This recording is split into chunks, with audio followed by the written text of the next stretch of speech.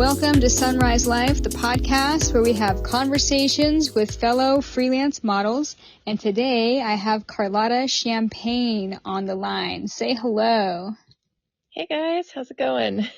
Hey, I'm so happy that you had the availability to do this week. I'm stoked to do their interview. Yeah, it's been a minute. I'm glad to catch up with you. So cool. So for people who live under a rock and don't know who Carlotta is, Carlotta has been modeling for a very long time. She's a Playboy model, and she's very successful on her social media platforms and on her fan sites. And I think that you're a great example of somebody who has, I don't know if I would say mastered social media, but I would say done very well at marketing yourself. Yeah, I think that it's really important. It was never where I wanted to start at. It just sort of was a necessity and like surviving the industry. Yeah, totally. You have to bite the bullet and engage on social media, like, jumping into the 21st century, I guess, right? Yeah. That's so great. I remember a time where you mentioned that somebody had brought up your Instagram following before you decided that you were going to, start crushing it on Instagram, and you were like, well, I'm going to show them. And now you have over 1 million followers. Yeah, it's funny. I feel like a lot of my success is in, I wouldn't use the word revenge, but like in a I'll show them sort of manner, because it's usually people who are putting me down. Like I remember I was on a trip, it was a photo workshop, and some of the girls at the workshop just blew me off, and they were like, well, you're nobody if you don't have a Patreon. So I made a Patreon, and within a month I had more followers than they did. And it was like very much a personal goal to just do better than them, as well. Screw them, I can do better. So I think a lot of my success has just been in trying to prove my worth, which is maybe a strange way to go about things, but it has actually been good motivation. Yeah, I can see that. I guess a lot of my motivation comes from being rebellious against my strict upbringing. So I can see that having something to, fight against is a good motivator to be successful, I suppose. Yeah. Yeah. Well, I was running into roadblocks with specifically Instagram, where people suddenly didn't want to hire me or book me for gigs because they started seeing Instagram as a promotional tool for themselves. So if I didn't have enough followers, it wasn't worth it for them to book me, because they wanted me to be able to promote whatever it was that they were doing, whether it was a music video or whatever.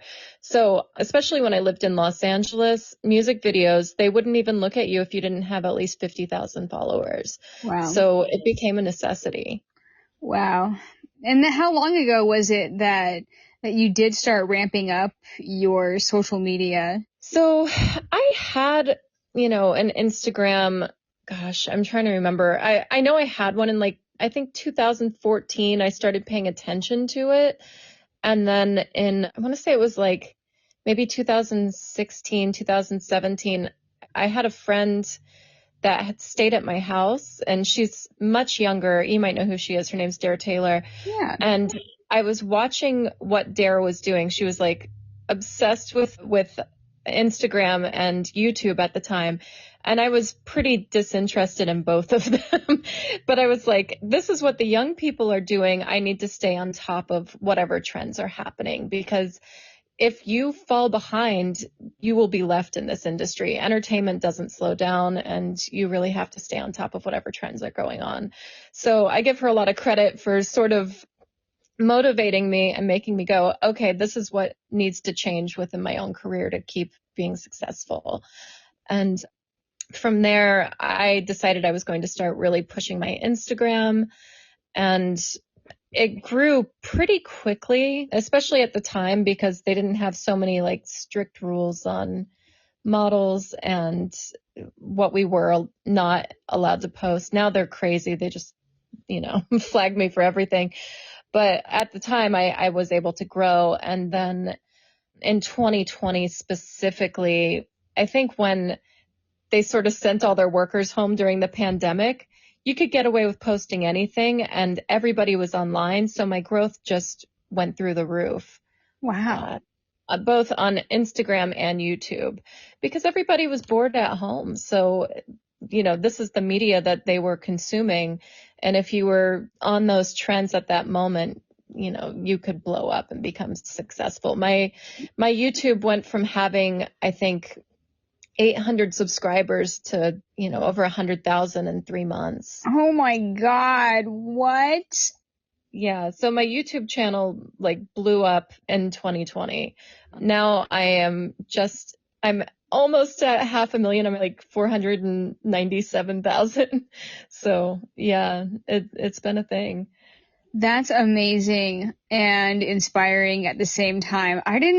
When the pandemic started, I did realize that more people were just hanging out on the internet, and I noticed that because people were hopping over to my OnlyFans pretty quickly at that time. And I look back and I'm like, dang, now there's just such a high turnover rate for fans, or at least paying subscribers. But I feel like listening to you talk about how your YouTube blew up in 2020 makes me feel like I missed the boat on that. I wish that I was conscious of it at the time. I just thought it was, coincidental, I guess. I didn't realize it was specifically because of what was going on at that time. I probably didn't have a full awareness of it until maybe a year later. And then I'm like, oh man, I wish I would have utilized this more and that more. And as the world opened up, less people were on their computers, less people were, subscribing, and there were definitely core fans that I've held on to from those time periods, but it's not as easy today, especially with OnlyFans. I think if you did well through 2020 on there, then you've probably got a decent base, but it's much harder for new people to come in and establish themselves now. Yeah, as with everything, seems to be a little bit stricter for being a spicy content creator. Yeah, so for sure. For people in the audience, a lot of people may or may not know you as well. I've met you in person a good handful of times, so I feel like I have somewhat of a grasp on the history of Carlotta Champagne. But I know that there's just so much to your career. You had so many things that you have done, places that you've lived, genres that you have delved in, and I think that the saga of your modeling history is really epic. But I would like to hear, in your words, how did you first get into modeling? And then how has your career progressed over the years and led you to where you are today? So I started modeling technically in 2001. I had a friend, a classmate in college class, who asked if I'd model for a photography project he was doing for his college class. And I was a bit of an exhibitionist. That probably a story for a different time, but I was always the girl flashing at concerts and that sort of thing. So I was like, yeah, sure, this sounds like fun. And I did, I think, 2 photo shoots with him. And then I had a jealous boyfriend at the time who was not cool with it. So stepped away. Then jealous boyfriend and I broke up. And I started taking a couple of jobs here and there, it was Craigslist and off of my college newspaper, figure modeling, whether it was for drawing or photo projects or whatever. And then I ran into a super creeper situation. Fortunately, I was not alone. I didn't trust any of these people enough to go by myself. So after that, I stepped away for probably a year or so. And then I had another boyfriend who I told him I was interested in getting into modeling a little bit more. And he was like, you're not even photogenic. Why would you want to do that? And I think that motivated me to be like, I'm going to get really good. Oh my God. So from there, I was also doing fashion design work. So I started building kind of a Rolodex of photographers because I needed people to shoot my design work. And as that happened, especially if models flaked, I'd end up modeling my own stuff. So I think a lot of people don't know that I have a history in fashion design. I'm trying to remember, I think it was season 2 of Project Runway, but they basically just told me I was too weird to be on their show. And then they used me for all their advertisements, which is fine. But But yeah, so I did a lot of fashion work. I was showing my work in like runway shows, winning Best of the Bay, Best Fashion Show of the Year, all those things. But the modeling just sort of kept growing, which was not my intent at all to, build any sort of notoriety in that. And then I went to this photographer model meetup in Tampa, Florida, where I lived at the time. And this photographer was asking like who all was going to the Playboy casting calls. And I said, "Oh, I don't know if I'm going to go." And he's like, "Well, you shouldn't bother. They only take like 8 girls, and they're going to take my 8 girls that I know are going to get it." And it just motivated me to be like, screw this guy. I'm really seeing a theme here. Yeah. So anyway, I made it a point, and I had made a purse out of condoms. It was actually one of my big fashion designs that I had shown in a lot of stuff, and they were used a lot at like Pride events, but I had made a purse out of condoms. I went to the Playboy casting call, and honestly, like I look at those pictures and I think they're all super cringe and kind of embarrassing, but they pulled me aside and they were like, "Tell us about your purse." And when I told them I made it, they were like, "Fuck yeah." There's a lot of pretty women out there, but if we can write about you, it's so much more valuable. So I ended up getting my design work featured in Playboy a couple of times. And then they shot me for special editions, and I had a really long career with them. I don't consider myself just a Playboy model. I was mostly a touring art figure glam model up until, probably 2018. I don't know. I did it full time for a very long time, but once I moved to Los Angeles, it just wasn't as necessary to travel all the time. That's all. Cool. I hope that answered a lot. I feel like No, it did. And then after 2018, when you started to slow down on your traveling, then what? Well, so gosh, I guess it was, I think 2015, I think was when I started my Patreon, which was sort of a gradual growth over the years. And then again, I had moved to Los Angeles in 2014, and I just didn't have to travel nearly as much. So I would still travel here and there, like Phoenix or San Francisco, San Diego, but I mostly stayed on the West Coast. Unless I had something very specific to travel for, I was mostly staying near my home base because there was enough work there. So Patreon was growing, and then when my Patreon started really taking off, I actually got a management company at the end of 2019 to help me take, just because I was getting a bit overwhelmed with how many people to do mail outs to and those sorts of things. Mm-hmm. And when I got them, they were like, "Oh, you should really launch an OnlyFans page."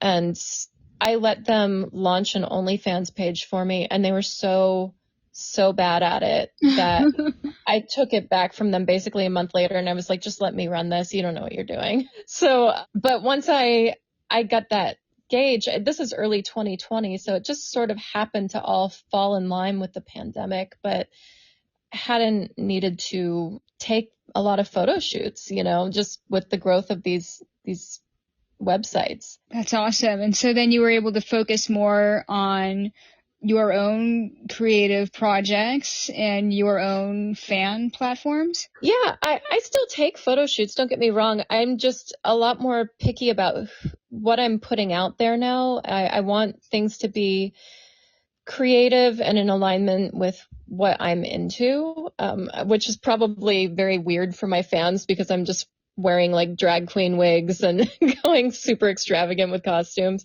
because that's what I love. But now I'm able to afford the ability to push into the realms that I'm interested in, which is great. I'm not having to take every shoot that is sort of soul sucking because there can be a lot of that, unfortunately. Dude, I know what you mean. I know what you mean. And that's another reason why having a fan site that builds income for, traveling models, it kind of lets up the stress on if somebody contacts you and they're like, "Oh, I want to hire you, but like, are you gonna, show me your crotch, or what's the cheapest you'll go?" Like, you don't have to work with those types of people anymore after you like built up some of your income through your own sources. So, I mean, it has been definitely like improving my like photo shoot experiences as well. So I know exactly what you mean. Yeah. Yeah, I had a point in 2020 actually where someone had hired me for a shoot, and I hadn't been taking shoots because of the pandemic. And I want to say it was like November, December, and I was starting to take a couple jobs here and there. Like people were getting tested, for COVID before doing a photo shoot. So we were like pretty careful. But I get to this shoot, and as we're shooting, like things seem okay. And then suddenly he's trying to push my limits and he keeps asking me to do open leg shots. And I'm like, I don't do that. You can hire somebody else to do that. We've already just figured out what we were going to shoot ahead of time. And now you're trying to push me. And that was sort of my moment, was the end of 2020 of, I don't need this. I can survive without these shoots. And so that creepy dude, thank you, creepy dude, has made a huge change, like a shift in my life, because now I shoot with who I want to shoot with. That's awesome. I mean, sometimes like a negative experience is a catalyst for, a good change. So speaking of wonky or interesting photo shoots, I have this part of my podcast that I call the photo shoot fail of the week. It's an opportunity for you to tell a crazy photo shoot story. It can be crazy funny, crazy bad, crazy good. You can tell more than one story if you want, if you had more that popped into your mind. But what's at least one of your good, crazy photo shoot stories? I have so many. I actually talked about this one on a TikTok, but I feel like it is worth also talking about on the podcast. Sweet. So I had this photographer who decided, ahead of time, he told me, oh, we're going to do this like Eve in the Garden of Eden theme. I've got this whole studio set with like a tree and apples, and I've got a snake. It's going to be great. And so anyway, tells me the whole thing. Sounds fun. I've brought outfits for it. And I get to the studio and he tells me, so I had kind of a situation. My pet snake, which was like a 6-foot boa, he left it in the car the day before while he was doing setup at the studio, and it died of heat stroke in his car. Oh my God. So, I mean, first off, this is horrible. As a pet owner, you're like, what is wrong with this person that they don't have any awareness? Like, certainly a snake who has to have like very specific conditions. But anyway, rather than burying his snake or whatever you do with, a deceased animal, he put it in his refrigerator so that I could still model with it the next day. What? Oh my God. Yeah. So I'm sure I must look absolutely horrified. Absolutely horrified. And I told him, I'm not touching your snake. And he was like, well, can I just like put it in the tree in the background? I'm like, sure, I guess. This whole thing is just so beyond screwed up. Oh my God. So there's this dead, limp snake hanging out of the tree. And he's like, can you interact with it? Like, act like you're trying to touch it or talk to it. I wish I had copies of these photos because I can only imagine how completely horrified I look. Like, nothing could have been usable, but at least it would have been funny to look back on. Oh my God. What the fuck? That's I did not see that coming. Whoa. That's weird. I don't know what else to say, but that is, dude, like, I couldn't go to the pet shop and like rent a live one? Like, oh my God. I don't know. I mean, you can rent snakes for shoots now, right? Like, but, oh my God. I mean, poor snake also.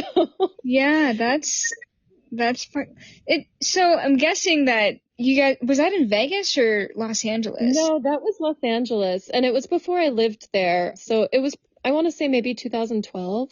Okay. So it was quite some time. So it was a hot day, and he left his snake in the hot car. Well, that sucks, dude. Yeah, that is messed up. Oh my God. I can't believe that. I mean, like, And for it to be 6 feet long, like if he had it, for most of his life, probably had it for a while. Like, should know better for sure. Definitely. I don't know. The whole thing was just horrifying and screwed up. And I think today, now that I'm older, I might have called like animal control on it.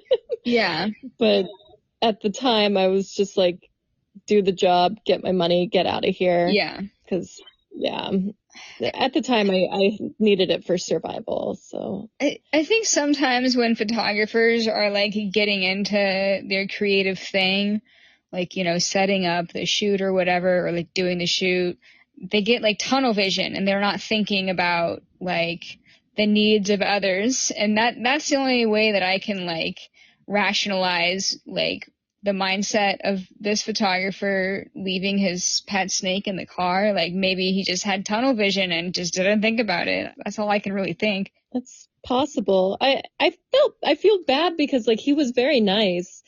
When I think about telling the story, I'm like, I kind of hope he doesn't hear it just because he was very nice. But like, what a nightmare.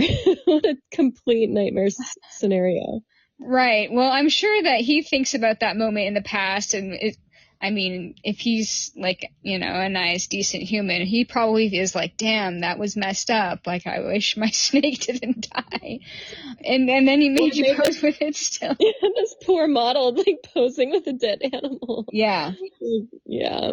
That's awkward. That is awkward. Wow. On your TikTok, how was the response when you posted that story? Oh, people were like going crazy over it. I was really surprised. I was getting text messages from people, all sorts of stuff. It got a lot of views. Wow. Yeah. People love a crazy story. I feel like I'm sure you must have a million of them too. I know I definitely do, and I think you've toured more than I have. I definitely have a lot of crazy stories, especially because I delved into the wacky world of fetish modeling for a long time. And there's all kinds of fun stories from that. I actually did fetish work as well for many years, but I cut it off at one point because I had shot like custom content for somebody, and they posted like all of the images online for the world to see. And I was like, yeah, this isn't how customs work. Like, this was only for you. Whoa. But the problem with it was that I know it was a photo shoot. It was like bondage photos. I know it was a photo shoot, but for anybody else looking at it, it looks like something a boyfriend had shot because it's amateur content. It looks like blackmail content. And that's when I was like, I just can't have stuff like this floating around in the world because most people are not going to understand what it is. Yeah. So that's when I cut it off. And I want to say that was around 2015, maybe. Wow. Yeah. They posted their custom stuff of you like freely online. That's I can say it now because it's all gone, but it was on DeviantArt. So they just put it out for like artists to use and everyone to look at. So yeah, they did remove it when I went after them, but it was kind of a huge ordeal for me. That sucks. Yeah. What the hell, man? That getting your work taken down after somebody else like has already put it up. It's like the damage is already done, right? But like that's happened to me also where like content that I did was promised to not be shared online and then ended up online and then it's everywhere and it's hard to stop it from just circulating, once it's out. Right, for sure. I think a lot of people are dealing with that with OnlyFans and those sorts of things where they make content for one specific platform and then they're finding it all over Reddit, those sorts of things. It's pretty common. Yeah, or just like tube sites that they're not directly hosting the video on their actual website, but they've like copied some embed link from some other source that copied it from some other source that copied it from some other source. And I've had to go down the rabbit hole on how to figure out how to like send these DMCA takedown notices when like the video is being hosted somewhere, but it's also being reshared a bunch of other places. Yeah. Yeah. Unfortunately, my experience, so I don't know if you know this about me. I actually launched a pay site in, I think 2008. Wow. 2007, 2008.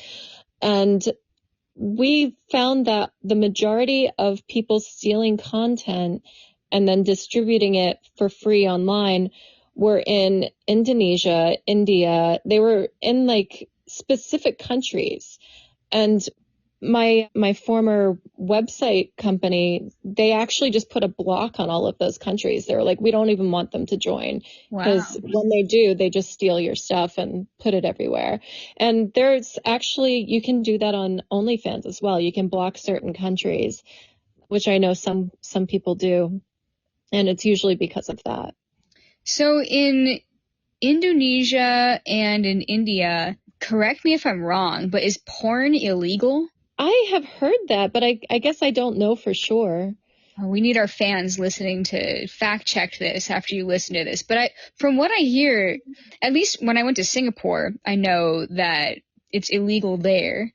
And I have heard that in countries in India that like porn is illegal. And I'm using porn as a blanket statement because pictures that involve a nipple can also be considered porn, right? Like, right. Tomato, whatever. But I've heard that that's why social media is so big in those countries, like Instagram and stuff, is because sort of these swimsuit images and lingerie images is as close to pornography as they're able to see.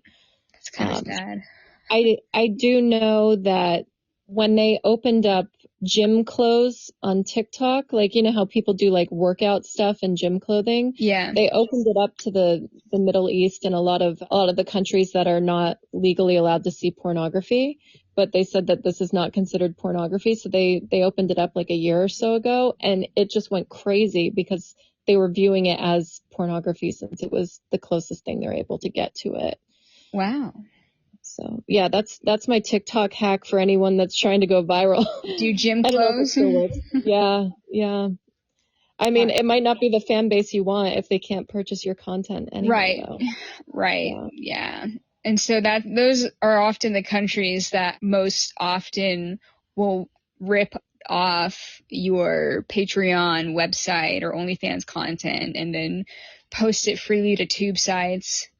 Is that right? That's, from what I understand, my former website manager, that's what they told me, and they said that's why they had full blocks on those countries. Do you think that it helps reduce the amount of stolen content and possibly increase your income potential if your content wasn't getting ripped off? Yeah, for sure. For sure. I mean, it's a double-edged sword because it is nice to have some of your stuff spammed out on Reddit to bring new people in and find you. But, you know, if all of your stuff is out there, what's the point in purchasing it?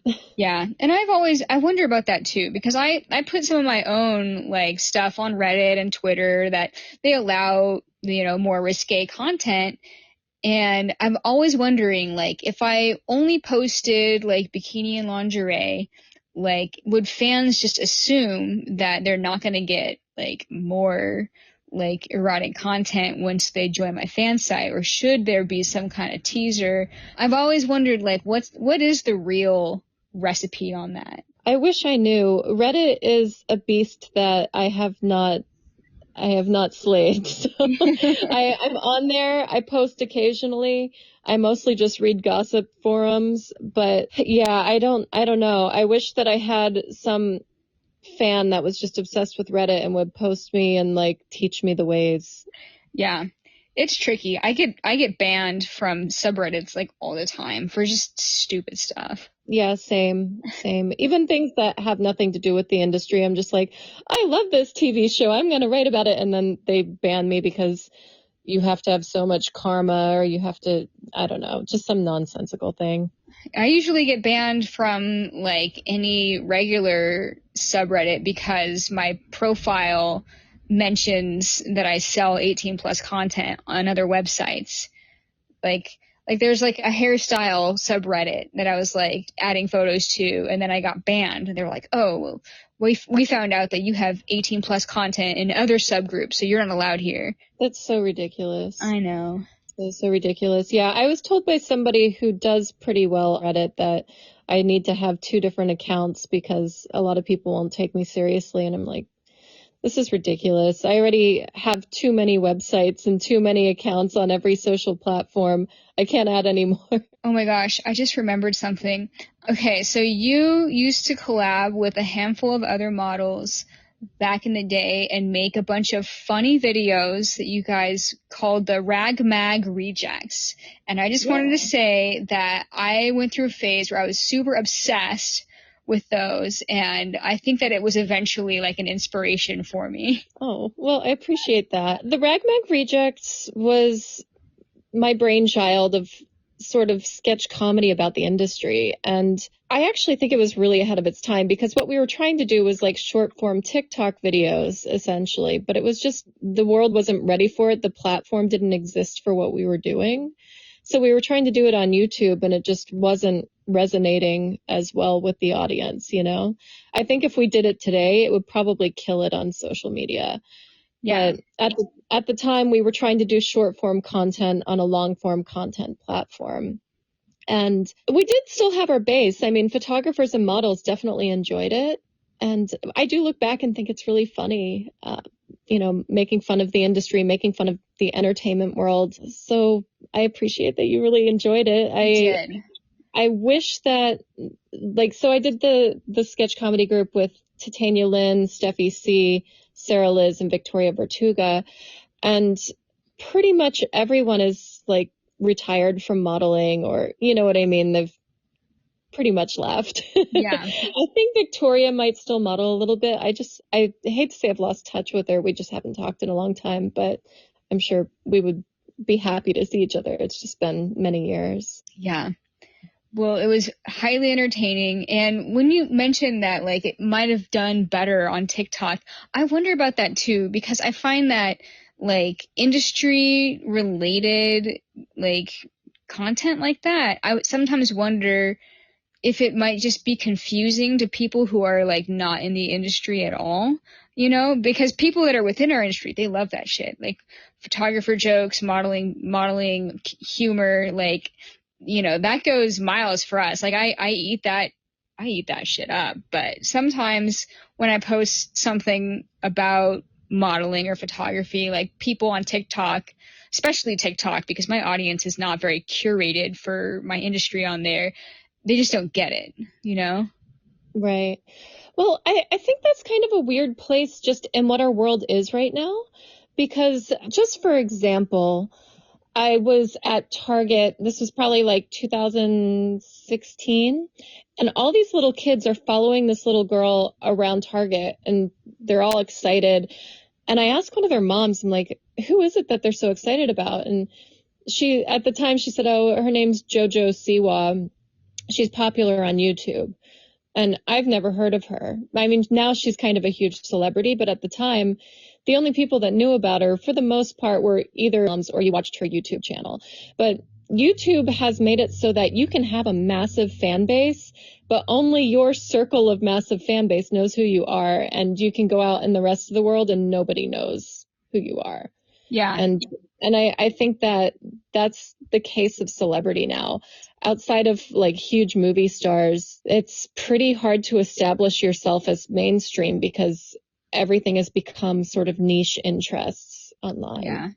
Yeah, actually, you're right. You know, every once in a while I'll stumble upon an artist and I'm just like, oh my God, this person is amazing. How come I've never heard of them before? And they have like, you know, 50 million followers. And I'm like, oh, I am just now learning about this. So I guess it is just algorithmically, like, things or artists like appear to us over social media. I guess it's, maybe this is just like an age that's kind of moving away from, like, you know, the channels on the TV or on the radio station. I suppose it's like a weird era where we're transitioning into algorithms instead of like channels. Yeah, definitely.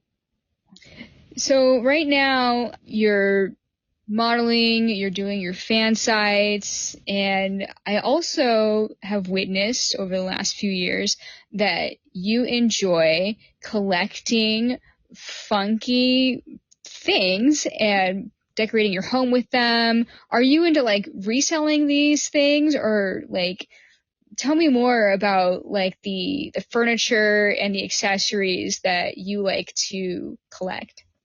Okay, well, you've actually been to my house, so you've definitely I have. been in it. So I've always loved vintage clothing. Even in like high school, I wore a lot of vintage clothing, and I loved sort of unusual design work. And actually in college, I was taking a lot of classes, like kind of going further with that. I had wanted to do like avant-garde furniture design, but when my college professor passed away, they didn't replace him for a couple of years. So I ended up having to switch into a different medium to just graduate, which was unfortunate. I finished in ceramics instead of sculpture. And even though I was doing sculpture work, it just sort of ended up that way.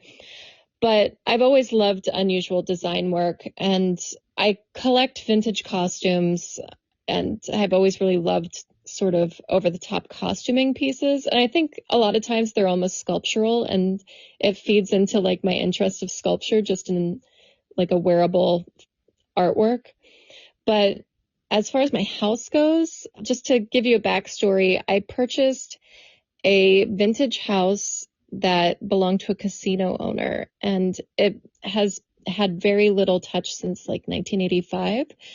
So I got a great deal on this house because it needed massive restoration, but it was still like an incredible piece of history. So outside of like the pipes bursting and water leaking into the foundation of the house Oh and my stuff, God.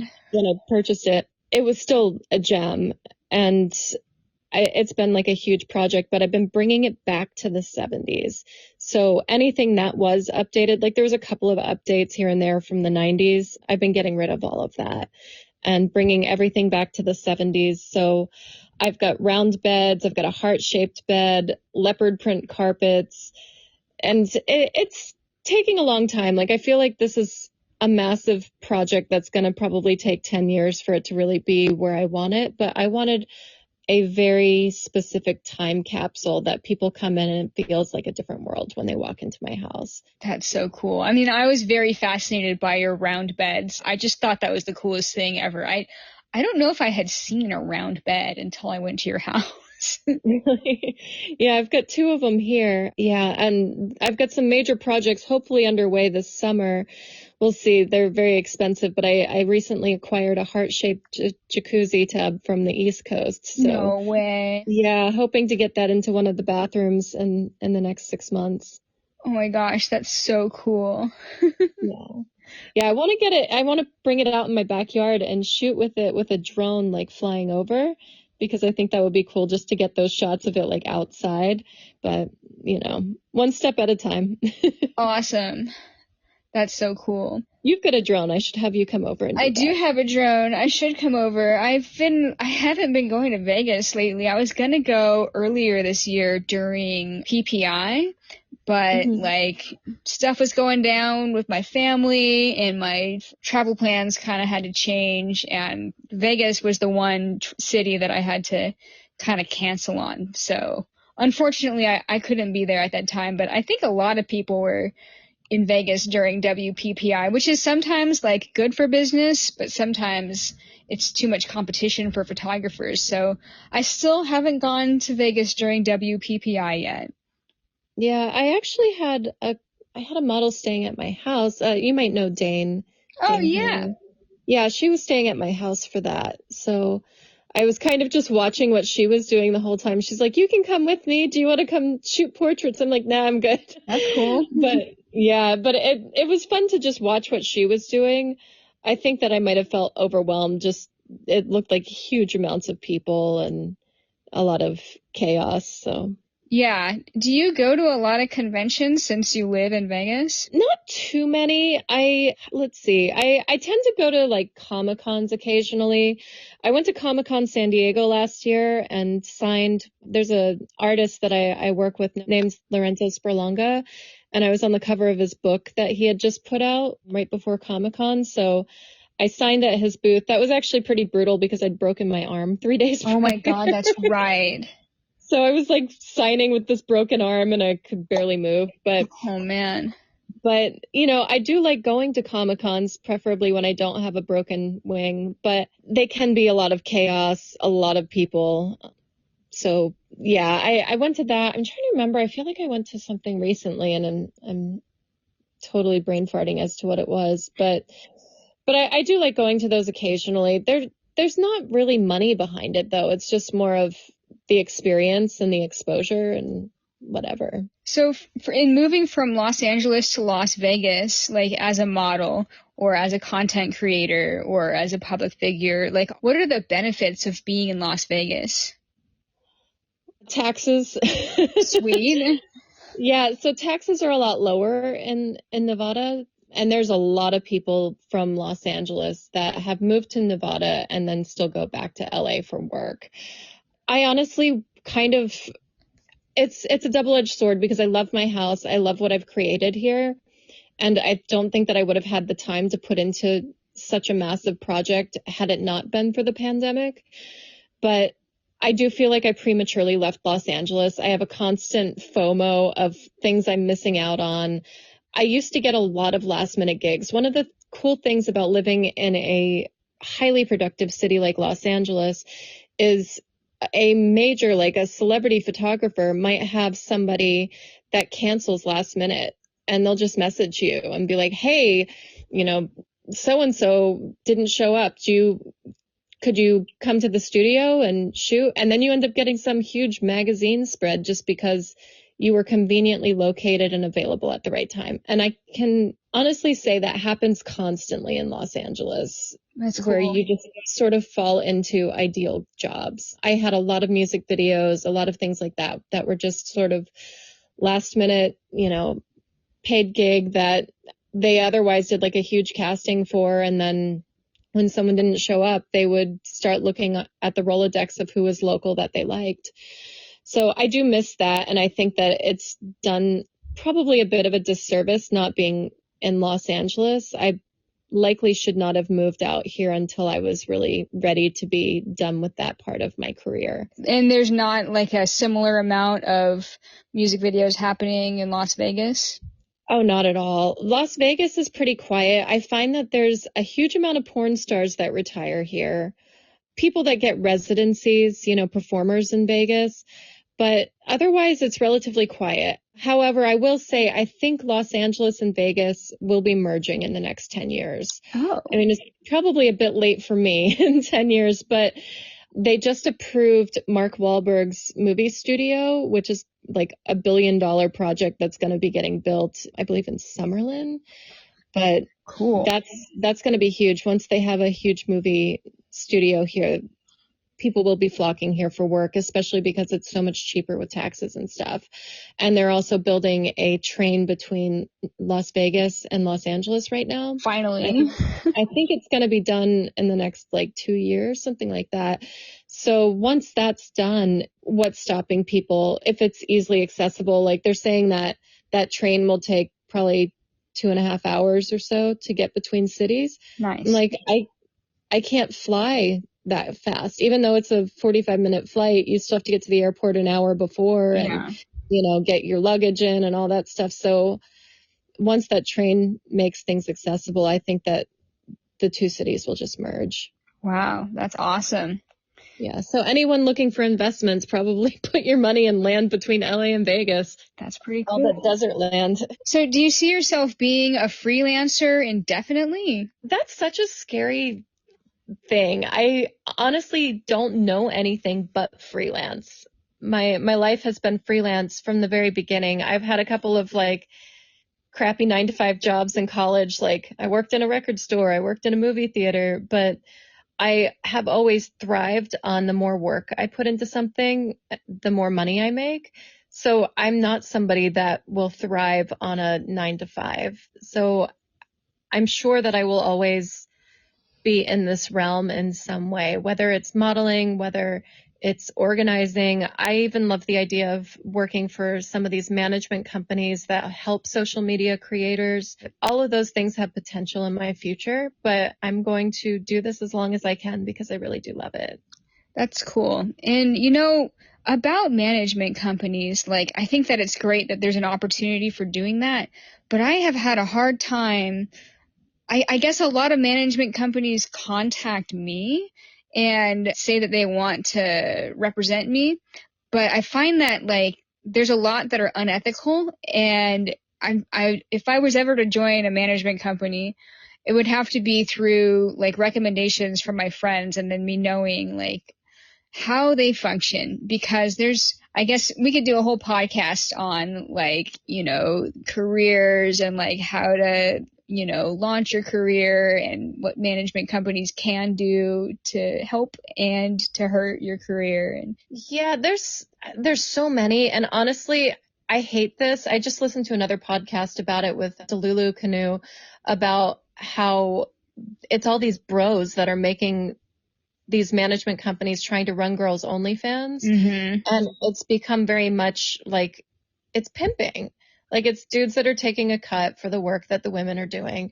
And so you do have to be really careful about that. I do know there are some management companies that are great, some that are very ethical, some that are not. And it's all over the board. So yeah, you probably do have to go on recommendations from friends. And they all have their positives and negatives. For sure.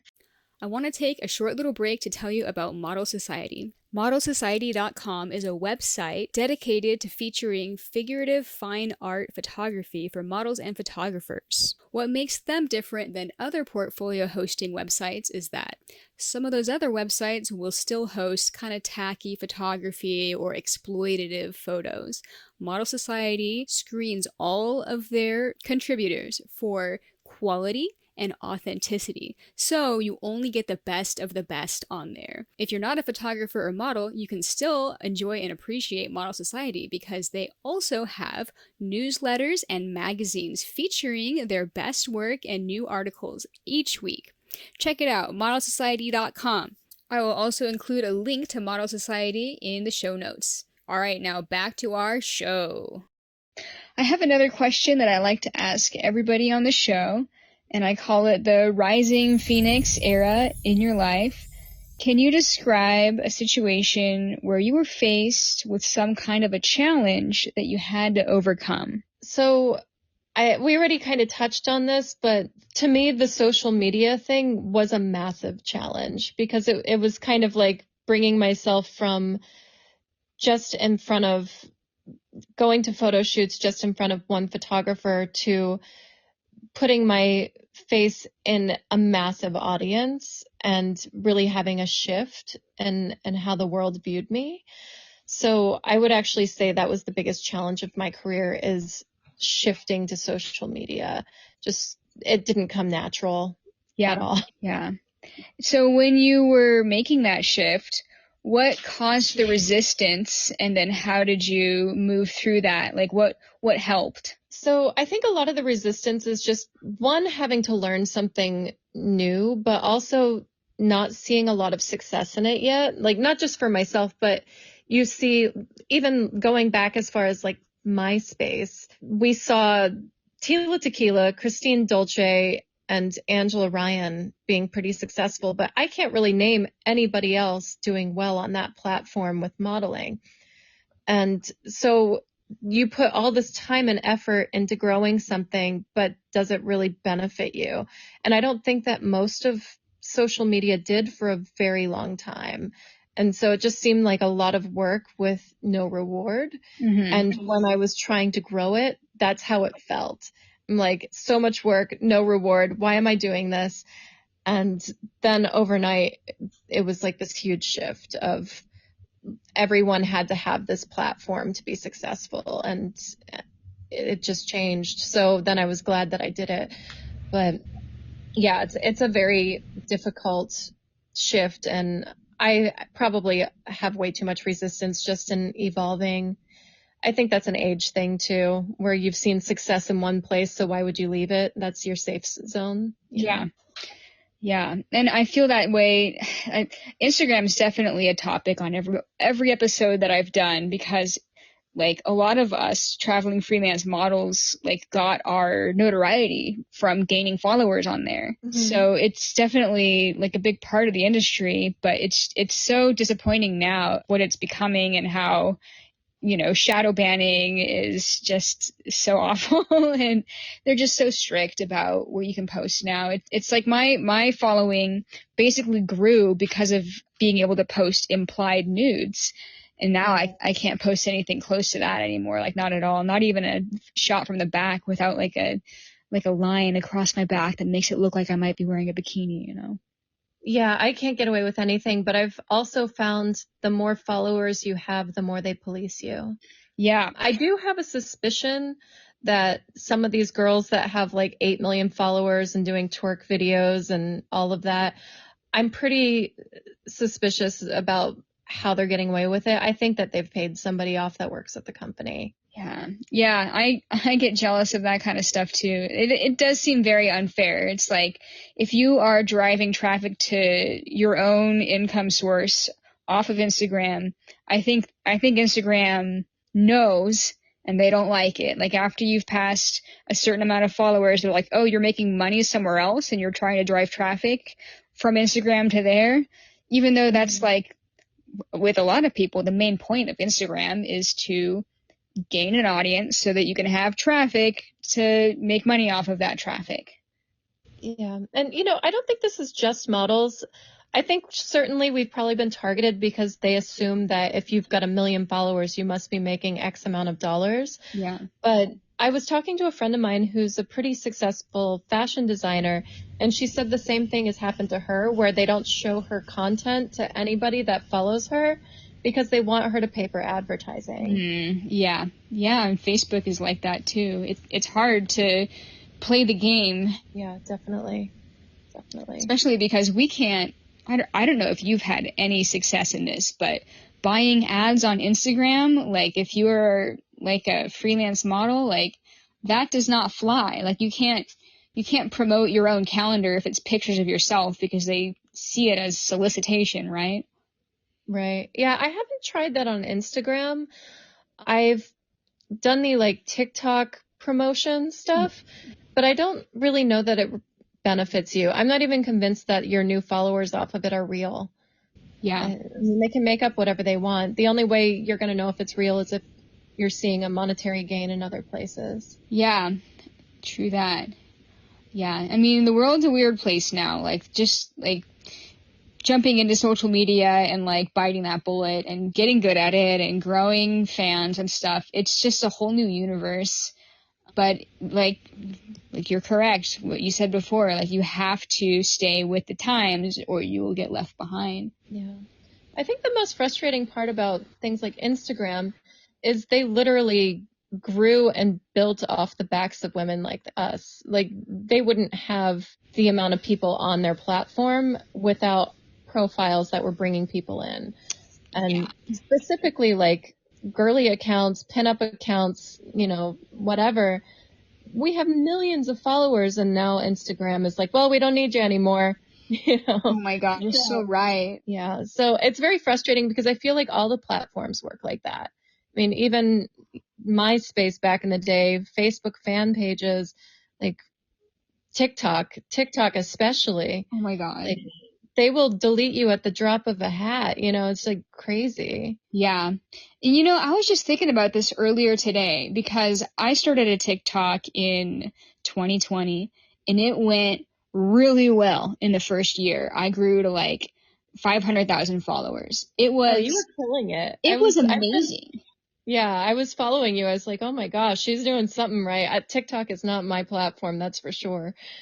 It went so well, but I grew my audience doing those trending, the trends and the audios where you do some kind of a fun transition to a particular song and everybody's doing it. And if you do it well, then it goes viral. Or, cute things where you're like accidentally sexy because you drop something, to pick it up.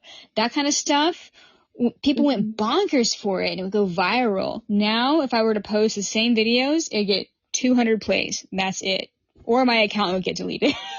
Yeah. So it's funny because I have some insight to TikTok for a couple of reasons. I could talk to you about it more on a private level, but I do know some of their rules. Basically, if you do thirst trap content, they don't want you there. And so you can't do it anymore. So you have to find a way to bring people in through an interest, and which is why I've been doing like Tales of a Nudie Model, where I'm like fully clothed but talking about being naked. Now I can bring people in through that interest. I also find that like car content does well because it appeals to the male gaze while also, not having to be in a swimsuit. This is good information, not just for me, but I'm sure for a lot of people listening, because like the world is changing. You can't just be a hot girl on the internet. You have to come at it with some kind of an angle.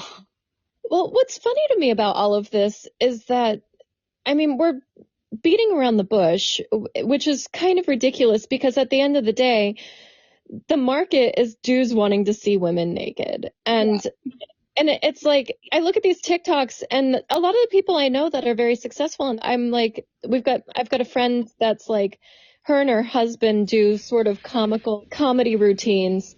And then they have this booming OnlyFans because there's dudes that are like, you know what would be better than comedy? If you were naked doing comedy. And then you see the girl like working on her car. You know what would be better than you working on your car? You being naked working on your car.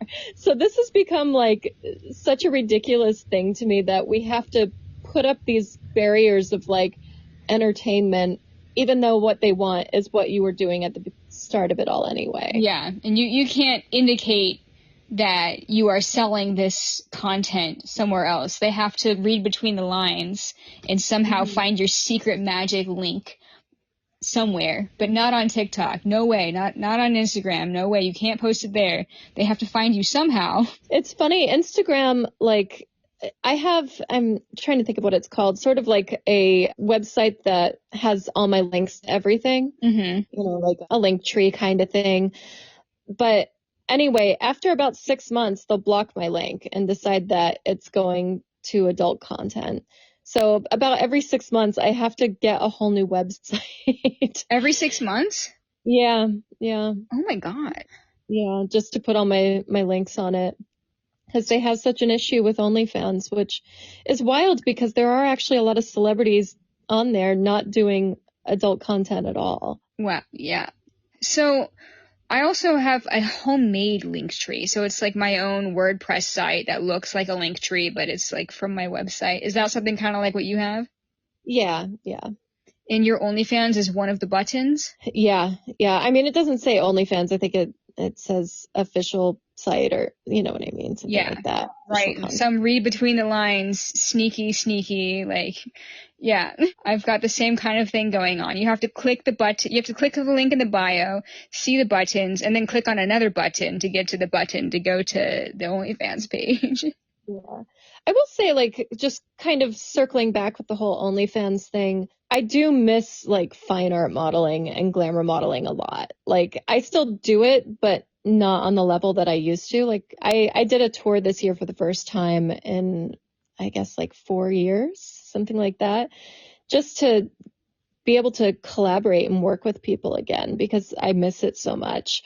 So I will say that's one thing with OnlyFans. Like, obviously you can shoot that kind of content there, but that's not really what sells. People want like sort of the girlfriend experience. They want selfies and yeah, hey babe, I was making a peanut butter and jelly sandwich topless, Right. So, yeah. I don't know what kind of content you have on there, but that's pretty much what sells for me. Yeah. I do, like, I kind of resist like what I know is going to sell the best because there's, I don't know. I don't think it's selling out to follow like the best sale, but I feel like if it's not me, like I don't want to do it. I really have a hard time and I shoot myself in the foot like constantly because I just want to share what I like and it's not always what sells. So I have varying levels of success on OnlyFans and on my social media because like I let my own ego get in my way and I'm just like, well, I know that this type of photo is going to get more traction, but I would rather post this other type of photo that I like better, but I know it's not going to get as much traction. So I probably could be more successful if I took my own ego out of it, but I don't know if I would find that worth it in the end or not. Yeah, I definitely understand all of that. I also feel like I'm in that double-edged sword of like, I shoot some content that I know is like very specific to what the fans like, but I'm also shooting a lot of my weird fashion and like the things that inspire me, because if I don't shoot stuff that inspires me, I'm just not going to do it, period. Like there's a burnout in shooting stuff for what other people want. But I also think that was a lot of the photo shoots I was taking when I was touring. True.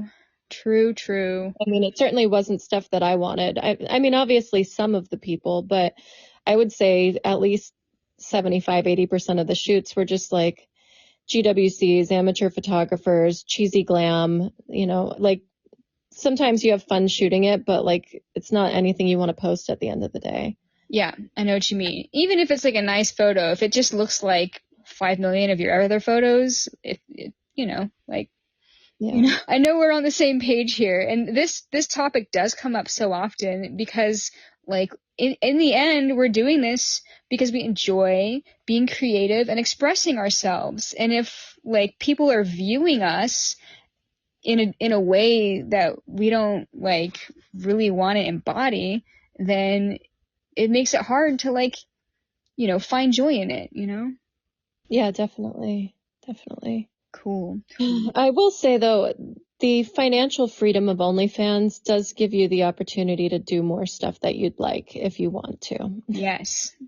And that is the joy of, and I mean, even GWCs, you know, there's a lot of really nice, fun, engaging GWCs, like, that just love taking pretty pictures. A lot of people think that GWC means that they're creepy, but it's definitely not always like that. They are often the people that are floating our careers. Like, we would not be able to do this full time if it was not for GWCs. Like, let's be real. Yeah, definitely. I've been talking about a lot of this on my social medias, just with the fact that people often thought I made my whole living off of Playboy. And I'm like, Playboy, I don't think I made more than $4,000 off of them working with them for 15 years. Wow. You know, except for maybe I worked on a TV show with them pretty consistently. But if you take the TV show out of the equation, which didn't pay a lot, it paid $150 an episode. And I might work with them twice a week for so many months. But like, outside of the TV show, about $4,000, and they used those images for years and years and years. And they were like, well, then how did you make a living? I'm like, I worked with amateur photographers. I worked on private shoots. I modeled for art classes and drawing groups and things of that nature. Yeah. Yeah. It's just interesting to see, like, you know, what people think about what being a model is or what being published actually means, and then the reality of it. And so much of those publications didn't pay anything. They just felt like, you know, if we put you in here, you should be grateful. I know that was my experience with Maxim. Right. Yeah. And I mean, today, a lot of magazines are pay to play, you know? Yeah. So, yeah, I think most of the Playboy stuff now, like when you hear about, you know, foreign editions of Playboy, so many girls are just paying to be in it just so they can have that title. Yep.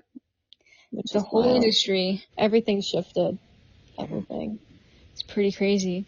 Well, Carlotta, I've got about a few more minutes before I've got to go, but if there's anything else that you wanted to bring up on the podcast, let's do it now or forever speak our piece. Okay, well, anyone out there listening, you can follow me on Instagram at Carlotta Champagne.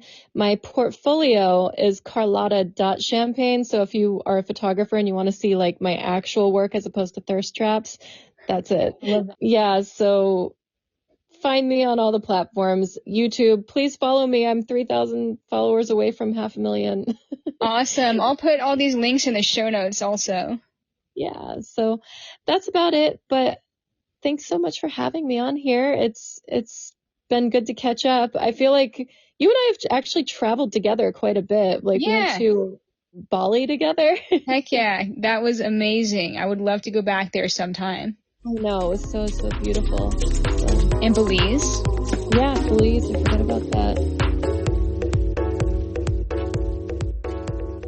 I just wanted wanted to thank you so much from the bottom of my heart for listening to the Sunrise Life podcast. I am so grateful every time somebody comments or sends me a DM saying that they love the show. If you would like to help other people find out about the Sunrise Life podcast, it would be immensely helpful if you could subscribe on whatever platform that you regularly listen to Sunrise Life on. And if you could leave a rating, that would make me smile so hard. Thanks for listening. Here's back to your regularly scheduled show.